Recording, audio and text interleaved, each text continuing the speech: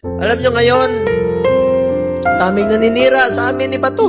Kanina, sinasabihan kami na naglaglagan, mga ganun. Alam nyo, huwag kayong maniwala sa mga yan.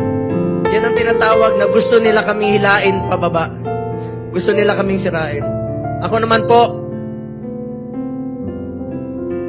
buklatin nyo man ang, pag namatay ako, buklatin nyo ang katawan ko. Duterte po. Si Tatay Digong na po ang naging tatay ko from 1998 hanggang 2022. 24 years yan, araw-araw kami magkasama. At sinabi ko sa kanya, Tatay Digong, hanggang kamatayan mo, hindi kita pababayaan. Lalo na sa medical mo. Ngayon, sino na po mag-aabot ng medisina niya? Para nyo kaming